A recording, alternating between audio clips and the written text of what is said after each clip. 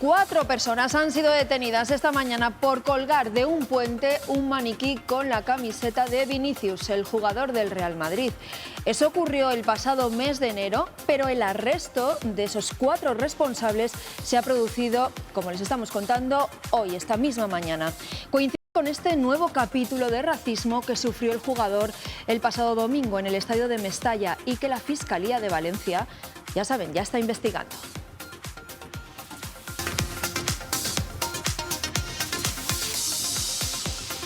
Hola, ¿qué tal? Con el jugador del Real Madrid, con el caso Vinicius, comenzamos hoy también nuestro programa.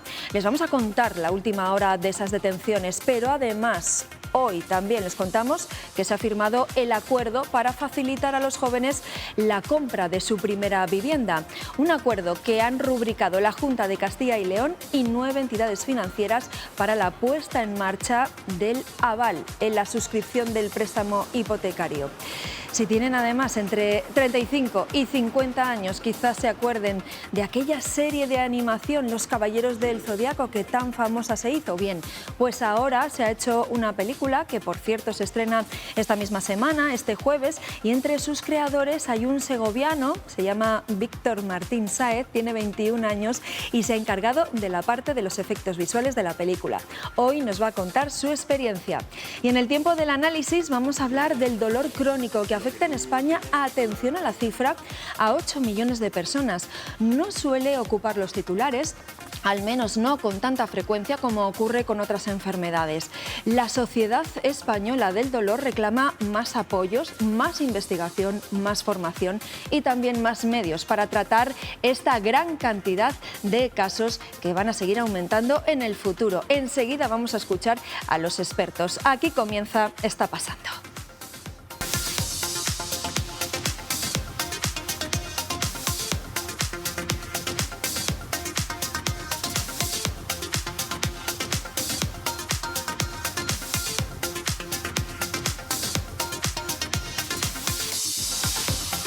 Pues además de todos esos temas, también hoy vamos a hablar de la huelga de justicia, hoy segundo día, y de otras cuestiones, por ejemplo, de esa gran operación antidroga que se ha llevado a cabo en la provincia de Ávila. Eduardo, cuéntanos. Y de la que hemos conocido hace poquito ya los primeros detalles. Pilar, la Guardia Civil ha llevado a cabo en Ávila la mayor operación contra el tráfico de droga en esa provincia.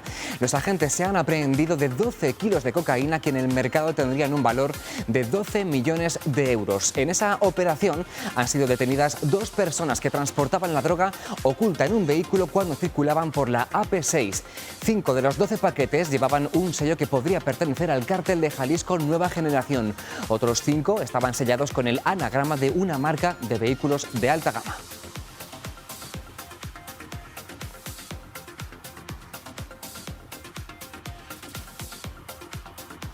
Bueno, y como les advertíamos en el sumario de Está Pasando, en pleno debate sobre el racismo por los insultos a Vinicius, el futbolista del Real Madrid, la policía ha detenido esta mañana a 4 personas por colgar de un puente un maniquí con la camiseta del jugador brasileño.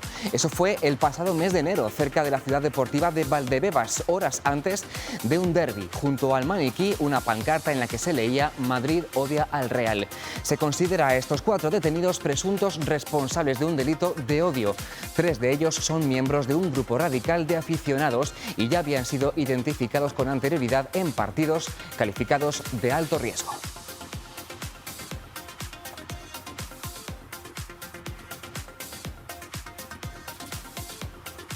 Más asuntos de este martes. El Consejo de Ministros aprueba hoy los últimos anuncios de Pedro Sánchez. Como recordarán, 580 millones para atención primaria, más de 38 para salud mental y también la ley de representación paritaria que obligará a empresas de cierto tamaño a tener al menos un 40% de mujeres en sus órganos de decisión y también a órganos como el propio Gobierno, el Tribunal Constitucional o el Consejo General del Poder Judicial.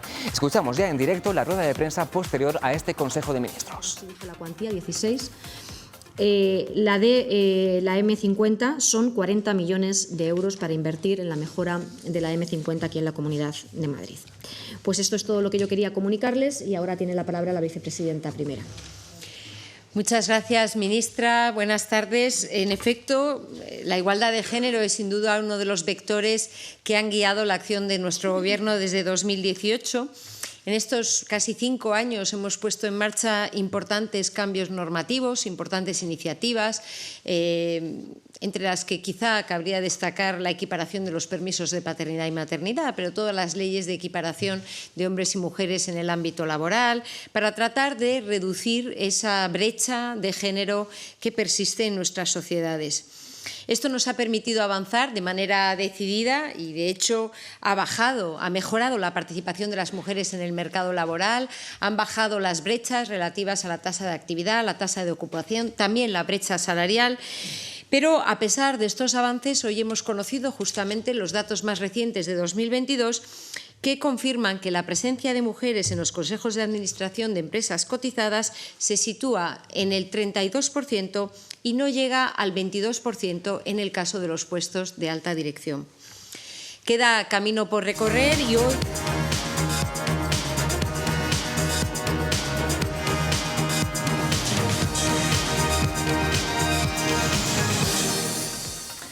Ya quedan solo 4 días de campaña electoral y 5 para las elecciones municipales del próximo domingo. Las campañas de los partidos van tocando, por tanto, a su fin y apurando sus últimos actos. Y aquí en Está Pasando seguimos descubriendo cómo es toda esa actividad que no solemos ver habitualmente. Hoy con la coordinadora de la campaña del PSOE, Ana Sánchez. Buenos días.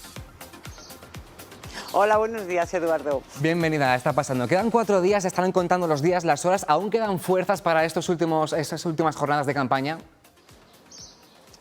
Quedan fuerzas, aunque ya se va notando, ¿eh? Es verdad que estos 15 días damos un arreón importante, pero ya llevamos muchos meses trabajando y haciendo llegar nuestras propuestas a nuestros vecinos, ¿no? Las elecciones municipales para nosotros son las más apasionantes, porque son las de la política de cercanía, del contacto diario, del tú a tú con nuestros vecinos, con nuestros amigos y, por tanto, bueno, ya se van notando esos días, pero con mucha fuerza y con muchas ganas para que el próximo domingo nuestros vecinos tengan la oportunidad de ejercer el derecho al voto y garantizar así la calidad democrática en nuestra tierra. Y a pesar de ese cansancio, ahora que quedan solamente unos días, ¿se acelera el paso, se sube la intensidad de los mensajes o han distribuido los actos un poco de manera uniforme en 2 semanas? Bueno, Castilla y León es una comunidad inmensa, tan inmensa como apasionante. 2.248 municipios son muchos, pero nosotros somos un partido muy arraigado a la tierra. Yo siempre digo que los más de 10.000 militantes del PSOE de Castilla y León, nuestros concejales, nuestros alcaldes, son nuestro cordón umbilical con el territorio y, por tanto, hay actos en casi todos y cada uno de los municipios, de los más grandes a los más pequeños, ¿no? Nosotros, además, a diferencia de la derecha, que está haciendo una campaña con argumentario nacional, bueno, un poco buscando la crispación y el enfrentamiento, hacemos una campaña muy de tú a tú, muy apegada al territorio y con mensajes muy localizados, es decir, nuestros candidatos tienen proyectos y propuestas propias en cada municipio y 2.248 son muchos y, por tanto, bueno, se van notando ya los días, pero cada día tenemos con qué compartir nuestro proyecto de vida y nuestras ambiciones, nuestros anhelos de futuro con nuestros vecinos y paisanos. Hoy, por ejemplo, Ana, la pillamos en Zamora de campaña, ¿no? Que además es su tierra. Sí, hoy estoy en Zamora, quiero acompañar a David Gago, que es nuestro candidato, un chico de Zamora, muy zamorano, muy conocido y reconocido por toda la sociedad zamorana, y he querido acompañarle para echar un rato en la mítica calle de las Tres Cruces de Zamora y compartir un ratito con nuestros vecinos. Ayer estaba en Segovia, acompañando también en distintos municipios a los compañeros, a los que yo además quiero aprovechar su programa para darles las gracias, porque el hecho de que en este epicentro de la España vaciada, ¿no?, como nos llaman fuera de aquí, a los castellanos y leoneses, haya gente dispuesta a comprometerse con su municipio, con su gente, pues garantiza la calidad democrática en nuestra tierra y desde luego eso es de agradecer a nuestros compañeros socialistas, pero también a todos aquellos que van en otras listas, porque yo creo que esa es la principal aportación de los socialistas en Castilla y León, que garantizamos la convivencia y la concordia en nuestros municipios, respetamos al adversario, aunque obviamente pedimos el voto para los candidatos socialistas. Quedan 4 días de campaña, luego el sábado es el día de reflexión. ¿Qué se hace cuando acaba la campaña ese sábado? ¿Se descansa? ¿Se piensa ya en el día siguiente? pues le aseguro que uno solo quiere estar casi en el sofá de su casa con sus niños y descansar y disfrutar de la familia, ¿no? Porque estos días nos ven poquito el pelo por casa, aunque bueno, como saben que también el servir a nuestros entornos, a nuestra gente es nuestra pasión, nos lo respetan, pero el día de la jornada de reflexión muy mayoritariamente todos disfrutamos de nuestros hogares y de nuestra familia. Y una última cuestión, los partidos tiran mucho de rostros conocidos a nivel nacional. El partido al que usted representa, que tiene ministros, presidente del gobierno, esas figuras tienen mucho tirón, ¿no?, entre los ciudadanos. Sí, tienen mucho tirón, pero nosotros esta campaña electoral hemos querido respetar muy mucho la distinta idiosincrasia de Castilla y León. Son 9 provincias y son muy dispares entre sí. Aunque haya mínimos comunes denominadores, somos socialistas y nuestros principios son los mismos a lo largo del tiempo y en todas partes, la defensa de la igualdad, de la justicia social. Pero nuestros candidatos son fieles a la gente a la que representan. Óscar Puente tiene pasión por Valladolid y se conoce y se le reconoce, pero no tiene nada que ver con un José Antonio en León, cuyo compromiso con los leoneses es incuestionable, con Miriam Andrés en Palencia. Por tanto, nos apoyan, nos ayudan, nos hacen congregar a mucha gente, pero nuestros candidatos y candidatas son quienes se acercan a la gente y trasladan sus propuestas en este momento, y estoy segura de que, como en 2019, van a obtener la confianza mayoritaria de los castellanos y leoneses, porque en 2019 tuvimos un extraordinario éxito, somos la primera fuerza municipalista de Castilla y León y estoy segura de que lo vamos a revalidar el próximo 28 de mayo. Pues Ana Sánchez, coordinadora de la campaña del Partido Socialista, ánimo para lo que quedan, son solo 4 días, estaremos pendientes. Gracias por acompañarnos. Muchísimas gracias, Eduardo.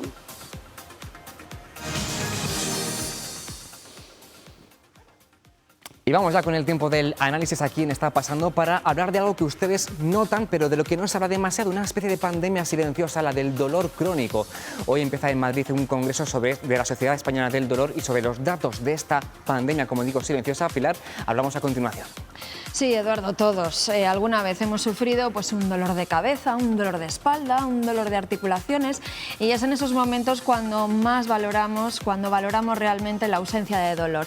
Imagínense convivir a diario con el dolor, con un dolor crónico que, atención, en España sufre una 1/4 parte de la población adulta. Es un porcentaje importante que va a ir creciendo, entre otras cosas, porque vivimos más años. De ahí que la Sociedad Española del Dolor abogue porque se destinen más recursos a la investigación y al tratamiento del dolor crónico. Esta misma semana, 700 profesionales sanitarios van a participar en Madrid en un congreso en el que se van a abordar distintos aspectos en torno al dolor crónico, y esa cita nos lleva hoy a profundizar en ello. Hoy se sientan en la mesa de Está Pasando Enrique Ortega, que es el jefe de la Unidad de Tratamiento del Dolor de la Alianza Hospital Universitario Río Ortega y Hospital Clínico Universitario de Valladolid. Enrique, gracias por estar con nosotros. Muchas gracias a vosotros. Le acompaña Martín Lorenzo Vargas Aragón, que es psiquiatra de la Unidad del Dolor de Valladolid y vocal de la Sociedad Española del Dolor. Muchísimas gracias, Martín, también por acompañarnos. Y por videoconferencia nos atiende también pues, Maite Bovaria, que es la presidenta del comité organizador del 19º Congreso de la Sociedad Española del Dolor, que bueno, pues son los organizadores de ese congreso del que les estamos hablando. Maite, muchísimas gracias por participar. Gracias a vosotros por darnos un espacio. Bueno, el dolor crónico afecta a muchas personas en nuestro país. Le hemos pedido a nuestro compañero Eduardo que nos haga una radiografía. ¿Cuántos afectados hay?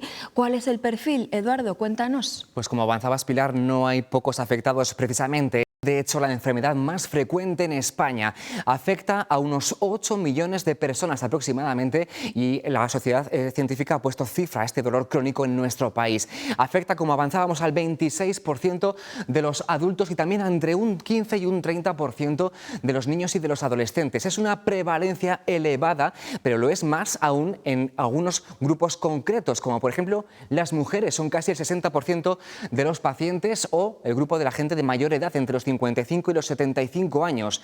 Las personas que tienen dolor crónico sufren la enfermedad durante casi 7 años de media, aunque algunos informes hablan hasta de 12 años. ¿Y de cuánto dolor hablamos? Pues de una escala del 0 al 10, donde el 10 es el dolor insoportable, se acerca muy cerquita ya del 7 sobre 10. Las personas que sufren dolor intenso o mucho dolor, entre esas personas el más frecuente es el dolor lumbar. Es la causa diagnosticada en 6 de cada 10 pacientes. Le siguen las contracturas musculares, la migraña y los dolores de cabeza crónicos. Y algo más de un tercio de los afectados desconoce la causa de ese dolor crónico. Las zonas del cuerpo que más duelen a estas personas son las extremidades y las articulaciones. Para el 60% de los afectados, por ejemplo, para que se hagan una idea, levantarse de la cama o de una silla es difícil o prácticamente imposible si no es con ayuda. Y más consecuencias, casi el 30% de los pacientes de dolor crónico ha estado de baja por este motivo y un tercio ha tenido que dejar de trabajar. En más del 20% todo esto le ha derivado además en ansiedad o en depresión. Y con todo esto que les estoy contando, el gasto sanitario del dolor crónico por recursos de la sanidad o por costes laborales es del entorno de los 16.000 millones de euros, un 2,5% del PIB. Y eso que el 40% de los pacientes está sin diagnosticar.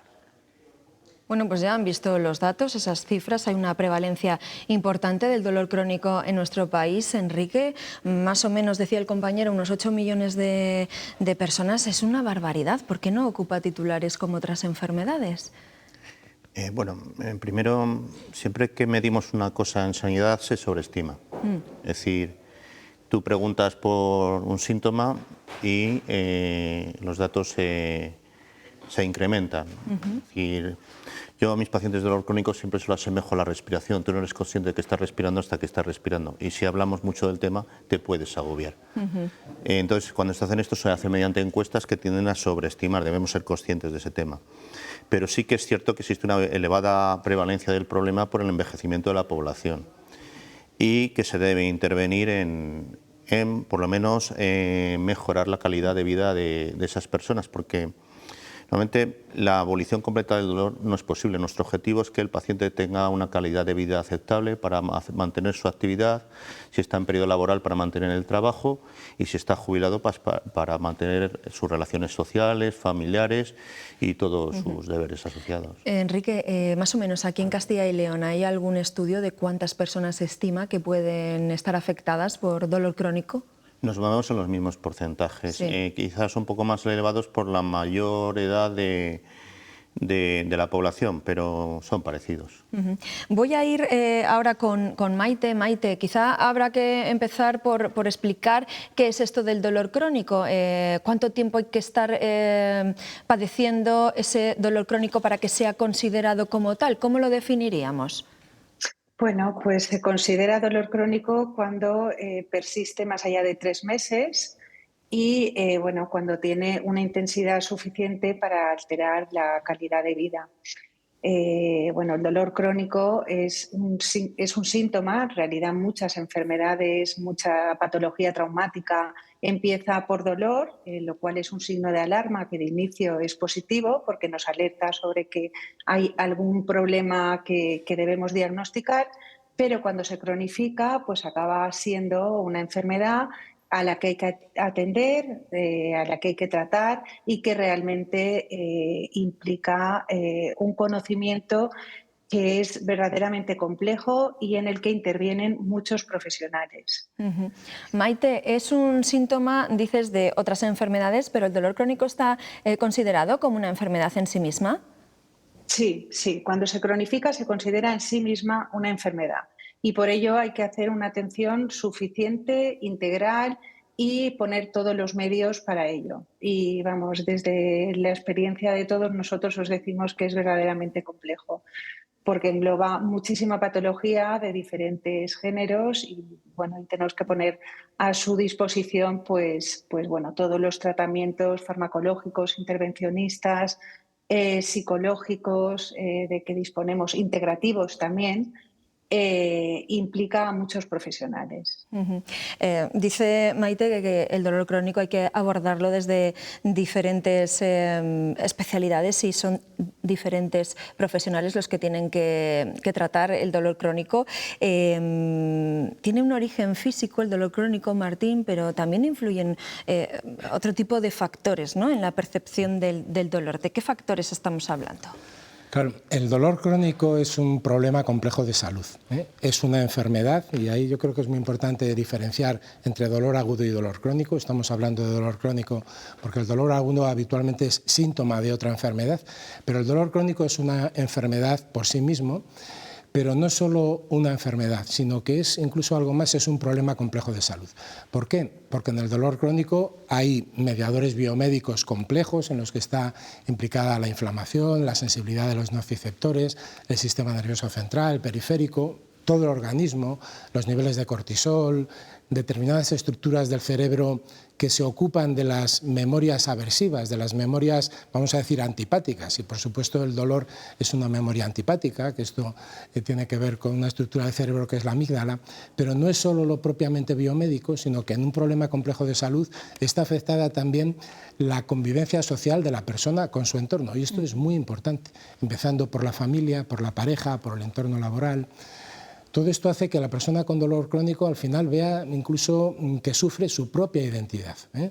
Entonces, intentar ayudar a una persona con dolor crónico es complejo, es una labor muy grata para los médicos, aunque tremendamente difícil, ¿eh?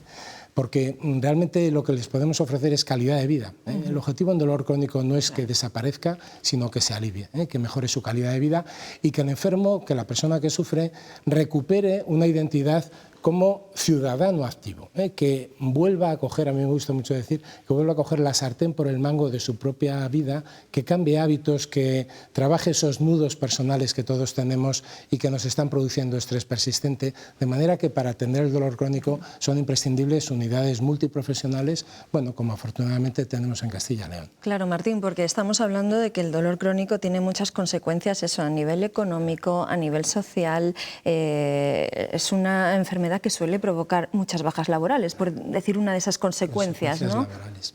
Aquí yo creo que tenemos una oportunidad de mejora muy importante, trabajar la inserción laboral de las personas con dolor crónico, muchas veces con reconocimiento de discapacidad, pero me parece que hay un campo de progreso importante, esos elementos intermedios, porque no se trata de que o estés para trabajar o que te jubilen, ¿no? Hay un gran recorrido intermedio que es en el que tenemos que trabajar entre todos. Claro. Se va a incorporar a la conversación María Madariaga, que es la presidenta de la Sociedad Española del Dolor. María, gracias por intervenir también en nuestro programa.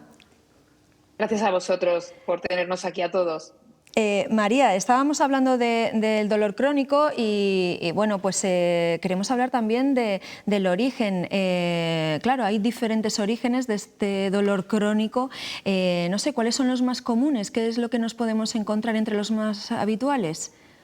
Bueno, pues la verdad es que tenemos datos muy actualizados del Barómetro del Dolor, que es un trabajo publicado por el Observatorio del Dolor de la Universidad de Cádiz, con la colaboración de la Fundación Grunenthal, con la que la Sociedad Española del Dolor tenemos una relación muy estrecha.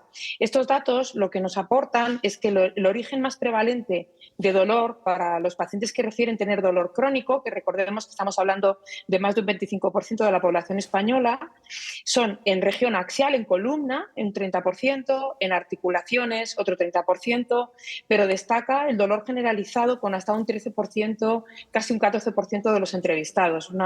Es una cantidad de personas que tienen dolor crónico y además de una manera más prevalente en edades en torno a la quinta década de la vida, especialmente mujeres en edad laboral, como apuntaba el doctor Vargas, que realmente hace que tenga un impacto enorme.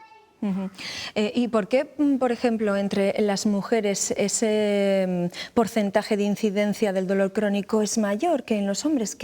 ¿Por qué? ¿A qué responde eso, Enrique? Las razones es porque viven más tiempo.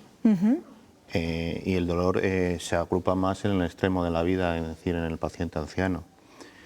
Y luego determinadas patologías per se, como la fibromialgia, son más prevalentes en la mujer. Ya. O sea, que se debe a eso. En los estudios también, bueno, pues como señalaba también la presidenta de la Sociedad Española del Dolor, hay un porcentaje de enfermos de dolor crónico que no se sabe el origen. ¿Eso dificulta el diagnóstico, María? Es que es muy llamativo que los datos del barómetro nos indiquen que casi un 30% de los pacientes, más de un 20% tienen una falta de diagnóstico. Esto significa que en global, primero, el diagnóstico completo de un cuadro de dolor nunca es sencillo, ni siquiera en unidades especializadas, de manera interdisciplinar, como apuntaba el doctor Vargas.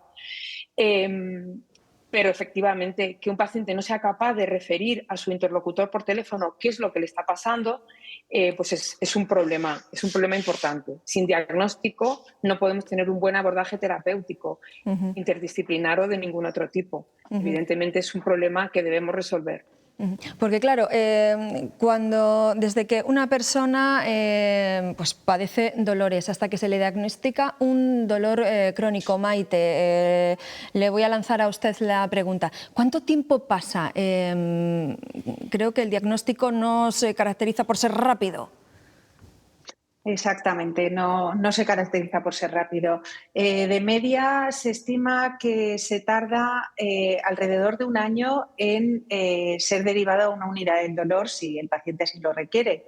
Y, por tanto, durante todo este tiempo, pues el paciente no solo sufre dolor, sino sufre un deterioro progresivo de su calidad de vida y, bueno, se pierde un tiempo valioso de diagnóstico y de atención. Esto, bueno, pues realmente también viene motivado porque en este momento la mayoría de solicitudes a unidades de dolor provienen de atención primaria y, bueno, pues ahí hay una especie de stop en el que es difícil filtrarlas y hacer una atención y, bueno, hay una carencia de unidades de dolor y de profesionales que se dedican a ello. Que no puede dar servicio a este número tan importante de casi 8 millones de pacientes o de personas, individuos con dolor crónico. Pues hay que trabajar para acortar estos tiempos, es verdaderamente una urgencia. Claro, que es además me imagino que una de las cuestiones que se va a tratar también en el Congreso, cómo reforzar esa atención primaria. Doctores Enrique y doctor Martín, ustedes trabajan en una unidad del dolor. ¿Cómo se trabaja en esas unidades del dolor cuando llega el paciente que llega derivado de la atención primaria, imagino? ¿En qué condiciones llega? ¿Cómo se aborda? Claro, porque me imagino que será bastante complejo, ¿no?, el abordar los casos. Por ejemplo, doctor.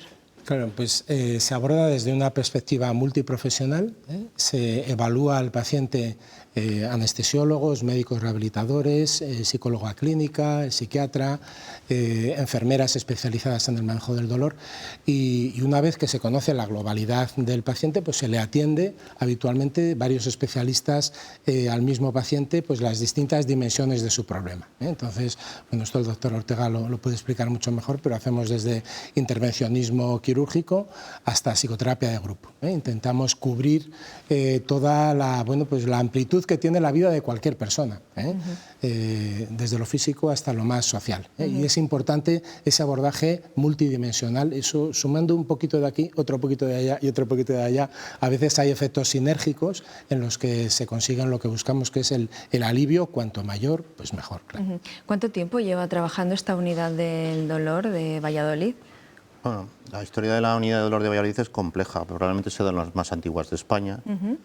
Pero siendo multidisciplinar estamos desde en torno al 2010, cuando se empezaron a incorporar otros profesionales aparte de anestesistas. La mayor parte de las unidades de nuestro país son monodisciplinares, es decir, están formadas por anestesistas y en el mejor de los casos con enfermeras. La verdad es que dirigir un equipo multidisciplinar como el que tengo es un orgullo. La verdad, todos los profesionales muy implicados. y yo creo que estamos teniendo unos resultados con los pacientes buenos y recuperando pacientes muy complejos. O sea que podemos estar orgullosos aquí en Castilla y León de la unidad que tenemos. Sí, lo que tenemos que aprender es a vendernos mejor, porque que la carga asistencial nos permite poco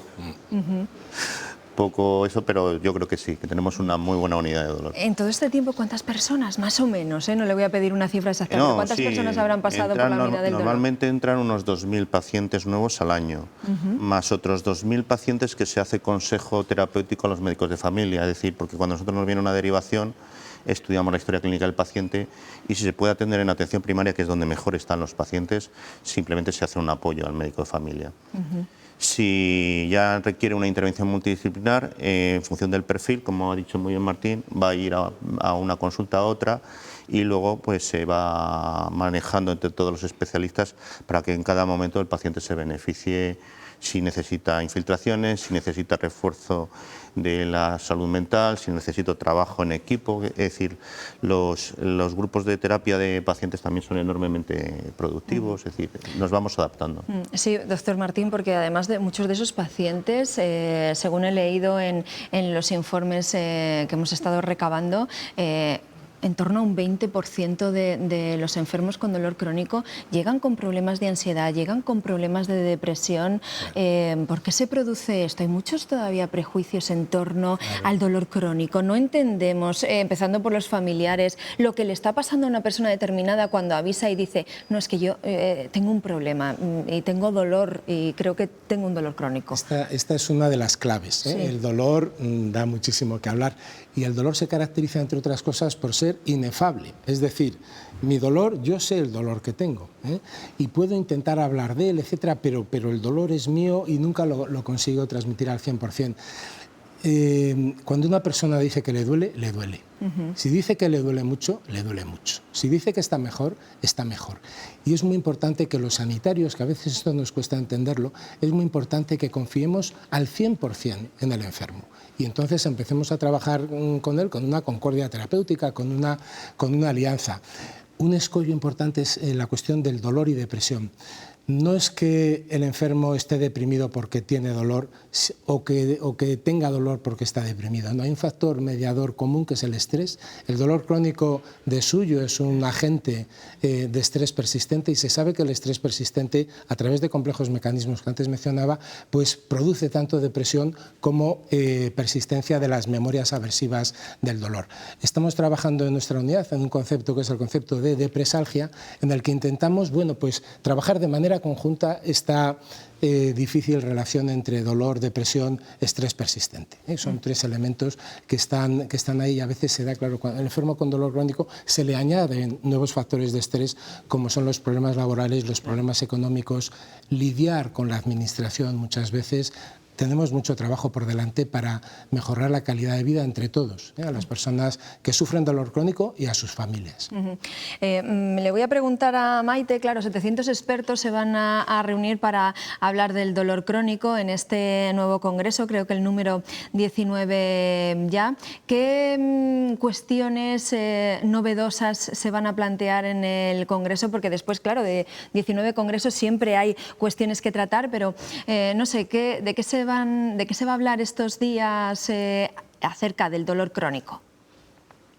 Bueno, pues ya somos casi 800. A ver, pues vamos a tratar los temas que consideramos de mayor interés bueno, para expertos y para pacientes. Vamos a revisar las patologías más frecuentes mediante casos clínicos en los que intervendrán profesionales de distinta formación y luego pues bueno, pues vamos a mirar, a atender a cosas que quizá son actualidad, como es el dolor y el deporte. ¿El deporte es amigo o es enemigo del dolor? ¿Cuándo se convierte en un enemigo? ¿Qué pasa con el dolor y el deporte de alta competición que tanta tinta arroja en periódicos y hay, bueno, sabemos deportistas que hablan de ello con frecuencia? Otro tema interesante es la dieta. Yo creo que la dieta está cobrando un interés en muchos aspectos de la salud y en el dolor también. Hay dietas antiinflamatorias, cómo podemos intervenir con la microbiota. vamos a dar también un espacio importante al cannabis. Los cannabinoides serán, porque todavía no está regulado en España, serán parte del tratamiento que van a tener nuestros pacientes en breve, y hay que tener formación y hay que ahondar en el conocimiento y ver cómo lo hacen otros países. De hecho, van a venir pues, un exponente de Israel, que es uno de los países que primero utilizó el cannabis para el tratamiento del dolor. Y bueno, otros temas, pues la estimulación eléctrica transcraneal, que bueno, también es una terapia que se está aplicando en el dolor y es verdaderamente interesante. Y bueno, pues luego actualizaremos las últimas novedades en dolor en temas recurrentes como es la neuroestimulación, como es la radiofrecuencia, como es la farmacología. Y bueno, y luego pues también atenderemos a aspectos concretos como el dolor en atención primaria. Bueno, y intentaremos dar una visión global. Realmente hemos hecho un esfuerzo muy importante por tocar aquellos temas que consideramos de interés y novedosos. Claro, nos estaba hablando usted bueno, pues de proyectos, de tratamientos que se están llevando a cabo para el tratamiento del dolor crónico. María, ¿y cómo está la investigación en torno al dolor crónico? ¿Hay proyectos de investigación? ¿Está suficientemente apoyado el tema de la investigación en torno al dolor crónico para que sigamos avanzando en ese tratamiento? Bueno, la verdad es que hablar de que la investigación esté suficientemente apoyada y financiada, la respuesta que vas a obtener siempre es que no. Es decir, que hace falta mucha más investigación y hace falta mucho más apoyo, más promoción desde los ámbitos, digamos, de administración, como desde promotores privados de la investigación. La investigación de calidad es cara y es necesario poderla financiar para tener resultados y tener datos. Evidentemente, en el campo del dolor hay mucho ensayo clínico, hay mucha investigación. En el momento actual, exactamente hace 3 días, hay en el Registro Nacional de Ensayos Clínicos en Dolor está en torno a 3.000 ensayos en marcha. Ahora mismo, en cuanto a ensayos a nivel clínico, por supuesto, la investigación básica es enorme, también en dolor. Lo que pasa es que es verdad que hacen falta investigar nuevas dianas terapéuticas en distintos cuadros de dolor. Es decir, es necesaria una investigación un poco más dirigida a cuadros, a situaciones concretas de dolor que ahora mismo necesitamos respuestas en ese ámbito que no tenemos. Es decir, tenemos investigación. En nuestro país, 3.000 ensayos clínicos en dolor son muchos. Si los comparamos con las centenas de miles de ensayos clínicos en otros ámbitos de la medicina, son muy pocos que hay ahora, por lo menos en nuestro país. Entonces, ¿es necesaria más investigación? Muchísima más. Sin investigación no hay respuesta y sin investigación el tratamiento no puede avanzar. Bueno, pues vemos que van a tener ustedes durante los próximos días mucho de lo que hablar en ese congreso. Ojalá sirva para seguir avanzando eso en el conocimiento, en la formación y en dar también un toque pues, a las instituciones para que sigan apoyando pues, eso, la investigación, los medios, la atención primaria de lo que hablábamos aquí. Muchísimas gracias, Enrique, Martín, María y Maite. Pues que tengan ustedes muy buen congreso, que sigan trabajando en esa unidad del dolor de Valladolid y seguro que seguiremos hablando del dolor crónico. Ojalá habláramos de que descienden las cifras, pero como nos ha dicho Enrique, pues se espera que siga aumentando. Muchísimas gracias a los 4. Vamos a hacer una pausa para la publicidad, vamos a seguir hablando de más cosas enseguida. Dentro de unos minutos hablamos de más. Hasta ahora.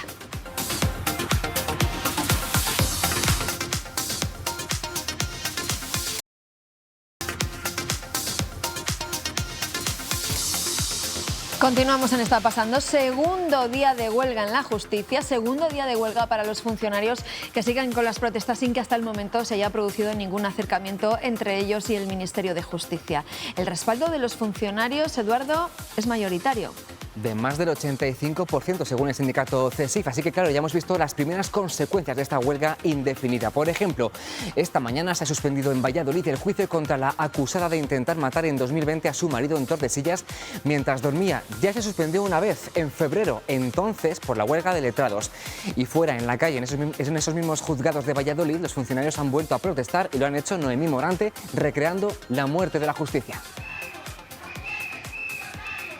Estamos en un cortejo fúnebre en el que entierran a la justicia por las calles de Valladolid en el entorno de los juzgados de San Pablo, y está con nosotros Juanjo Banciella, que es el responsable del sector de la justicia de CESIF. Juanjo, cuéntanos cuáles son las reivindicaciones. Pues estamos reivindicando que lo que es el día a día en los juzgados se convierta en una realidad en la ley.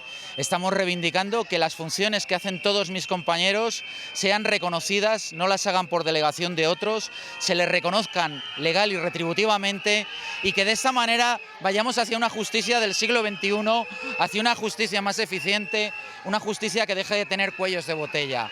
Y pedimos también que la ley de eficiencia organizativa, una ley que pretende darle la vuelta a la justicia y que tiene mucho que ver con el Colegio del Salvador en Valladolid, esta infructuosa ciudad de la justicia que tenemos a lo largo de los años, bueno, pues estamos reclamando que esa ley se negocie con los que son la base de la justicia, el 93% de las personas que trabajan en los juzgados. Lo estáis haciendo con una imagen potente para llamar la atención, también estáis haciendo huelga. ¿Qué repercusiones va a tener esa huelga? ¿Cuántas vistas están cancelando? Bueno, pues la estimación es que cada día en Valladolid se cancelan en torno a 100 vistas. Eso es una barbaridad, y todo ello porque el Ministerio de Justicia no quiere abrir los ojos a la realidad de lo que es la justicia, y se tiene que dar cuenta que solo negociando con los trabajadores, con los representantes de los trabajadores, va a poder sacar adelante ese proyecto de mejora de la justicia, que tiene que negociar con nosotros para que nuestras funciones sean efectivamente reconocidas,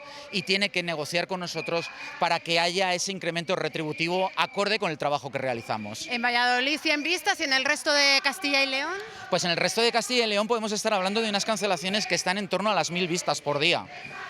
Eso es una locura, y es que el problema es que esto que pasa en Castilla y León se reproduce en toda España. Estamos hablando de 2.800 funcionarios en Castilla y León, del orden de 600 en Valladolid, y en toda España 45.000 funcionarios de los cuerpos generales. ¿Y qué va a pasar con esas vistas? Pues esas vistas, cuando se suspenden, tienen que volver a encontrar hueco en agenda. Las agendas de los juzgados, por desgracia, están saturadas. Ya se están dando plazos para junio del 2024 en la jurisdicción social, en los juzgados de primera instancia. Se acumulan demandas. Me daban el dato el otro día, un juzgado de primera instancia de Valladolid lleva ya más de 800 demandas sin incoar, y las cifras nos tememos que son similares en todos los demás juzgados de nuestra ciudad. Se están cubriendo servicios mínimos. ¿A qué se está atendiendo? Los servicios mínimos se están cubriendo de forma escrupulosa. Todo lo que tiene que ver con derechos fundamentales, con menores, con incapaces, con personas que puedan estar en prisión, todo eso se está cubriendo de manera escrupulosa, y tengo que lanzar un aplauso a todos mis compañeros que están cumpliendo con los servicios mínimos, pese a que son claramente abusivos, unos servicios mínimos que el Ministerio no había impuesto en huelgas en conflictos anteriores que tenemos muy recientes. Y ellos los están cumpliendo. Hay una paradoja, hay órganos judiciales que tienen señalados más servicios mínimos que plantilla tienen. Juanjo, ¿hasta qué punto queréis llegar? ¿Hasta dónde estáis dispuestos? Pues lo estáis viendo, yo creo que mis compañeros no van a parar. Mis compañeros están indignados con esta actitud clasista del Ministerio de Justicia, que se sienta con los letrados y les hace una subida lineal, en muchos casos por funciones que nos delegan, se sienta con los jueces que no habían más que amenazado con una huelga y les hace una subida de salario, y a los que sacan el día a día, los primeros que llegan al juzgado. Sin estos compañeros míos no se mueve un papel en un juzgado, y ni tan siquiera se ha dignado a sentarse en la mesa de negociación para hacer una propuesta seria. Así que creo que la indignación es alta, que va en aumento y que va a seguir creciendo. Gracias, Juanjo. Os dejamos con esta imagen tan potente que están protagonizando hoy los funcionarios de justicia en Valladolid. Cortejo fúnebre por la justicia en Valladolid a la misma hora en la que en Madrid el Ministerio firma ya ese acuerdo con jueces y fiscales. Bueno, veremos qué sigue sucediendo. Y desde hoy martes los jóvenes de Castilla y León ya pueden pedir el aval de la Junta para acceder a su primera casa en propiedad. El consejero de Vivienda acaba de firmar el acuerdo con las entidades financieras, y el Boletín Oficial de la Comunidad publica hoy los detalles. Con esta línea, que contará con 40 millones de euros este mismo año, los menores de 36 podrán acceder a una hipoteca aportando solo el 2,5% del precio de la vivienda. Entre los requisitos no podrán ser propietarios ni copropietarios de otra casa, y el valor del inmueble no podrá superar los 240.000 euros. el joven, la joven, va a tener solo que tener en efectivo el 2,5% de ese valor. Si ponemos un ejemplo de una vivienda, no del máximo, una vivienda media de 200.000 euros, bueno, tendría que tener 40.000 euros para la entrada. Con este programa y con esta garantía va a tener que solo tener 5.000 euros para hacer esa entrada, porque el resto lo garantiza la vivienda, en la hipoteca, y lo garantiza la Junta de Castilla y León en ese otro 17,5%. Por lo tanto, consideramos que es una medida que va a favorecer el acceso a la vivienda vía compra en el mercado libre que hay en Castilla y León de los jóvenes de esa franja de edad. Un ejemplo de la colaboración pública-privada, ¿no? que a veces se echa de menos, y además 9 entidades financieras que representan pues más de 800 oficinas en Castilla y León. 800 oficinas que representan también inclusión financiera, ¿no? En CaixaBank hablamos mucho de inclusión financiera y la ejecutamos, ¿no? Y aquí es un acuerdo que representa esto. Inclusión financiera porque lo que generamos es el acercar a la vivienda, al acercar a los jóvenes a la adquisición de vivienda, ¿no? Pues joven, muy joven es el segoviano que está detrás de los efectos visuales de Los Caballeros del Zodíaco, la película de acción real que se estrena en cines este próximo jueves. Víctor tiene 21 años, vamos, que ni había nacido cuando se popularizó la serie de animación en los años 80, y ahora está detrás Noelia Duque de la última versión de la saga. Pues así es, a sus 21 años este joven segoviano tiene un futuro prometedor en el sector de los efectos visuales. Él es Víctor Sáez y en nada, este mismo jueves podremos ver parte de su trabajo en el estreno en España, ni más ni menos, de Los Caballeros del Zodíaco. Víctor, te pillamos con el ordenador en las manos, casi ultimando, aunque por suerte todo el trabajo para esta película ya está hecho, ¿no? Sí, estoy aquí ahora haciendo unos últimos retoques de otro de los proyectos en el que estoy trabajando, pero sí, muy orgulloso de poder participar en esta entrega. ¿Cómo llegaste a esta producción? ¿Cómo ha sido esto posible? Pues fue gracias a que estuve estudiando el máster de composición de VFX, y en el momento en el que nos dieron la oportunidad de poder hacer prácticas anticipadas, no lo dudamos y entramos justo para las prácticas, y ahí estaba Cots esperándonos. Pero es muy joven, ¿conocías este título? Sí que conocía del nombre, pero nunca había como tal visto muchos de los episodios que tiene esta serie. Pero la verdad que tiene un público enorme, y la verdad que las expectativas son bastante altas. Bueno, es un estreno por todo lo alto en este sector. ¿Cuál ha sido tu participación, tu trabajo en la película? Pues mi participación ha variado desde la separación de diferentes elementos para la posterior integración de esos efectos, a remover diferentes artefactos porque venían grabados del play original, e incluso la integración de cosas en 3D, de extensión de escenarios. Minucioso trabajo que incluso has podido realizar desde tu casa, porque una de las cosas buenas que tiene este sector es que se puede teletrabajar y seguir viviendo aquí en la tierra de uno, en tu casa en Segovia. Sí, yo por suerte tuve la oportunidad de poder teletrabajar desde Segovia aquí, y luego de todas maneras estuve yendo al estudio allí en Las Palmas una temporada para vivir sobre todo esa experiencia de lo que es un estudio en vivo con diferentes artistas, y la verdad que maravilloso. Entiendo que detrás de esto que vamos a ver en los cines en nada hay un intenso trabajo, muchísimas horas delante de la pantalla. Nos hemos tirado, la verdad, que bastantes meses con este proyecto. Han sido días que a lo mejor no salían las cosas y tienes que echar alguna hora más, porque ya era cabezonería decir esto lo voy a sacar 100%, pero la verdad que súper orgulloso del trabajo que hemos hecho en Orca y el trabajo que yo he podido realizar en esta película. Que es tu primer trabajo en el sector, pero es que empezaste mientras que estabas haciendo prácticas, o sea, directamente de los estudios al trabajo. Tanta empleabilidad es difícil encontrarla en otro perfil, en otro sector profesional. Sí, justo. Yo la verdad que tuve que compaginar lo que son las prácticas con el máster, pero la verdad que genial, porque aunque fue duro y demás, el resultado que he obtenido, tanto de rendimiento y la evolución que he tenido, ha sido espléndida. Y luego, que a mí me llegan a decir hace años que justo cuando empecé un máster no me iba a pasar ni un año y ya iba a tener trabajo, no me lo iba a creer. Víctor, te estrenas en el sector por todo lo alto, te deseamos toda la suerte del mundo, toda la fuerza en este caso, te deseamos, y mucha suerte para seguir adelante con proyectos como este. Muchísimas gracias.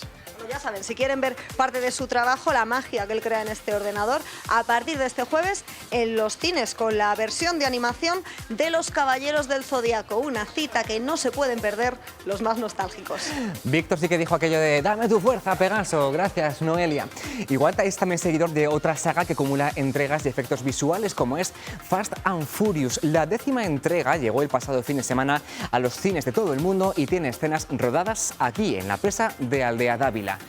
Drones, helicópteros, cámaras de alta velocidad participaron en el rodaje en esta presa de 140 metros de alto por 250 de ancho, enclavada en un cañón del río Duero, en el Parque Natural de Arribes del Duero, en Salamanca. Esta infraestructura, propiedad de Iberdrola, ya había salido en películas como Doctor Zhivago, Terminator o La Cabina.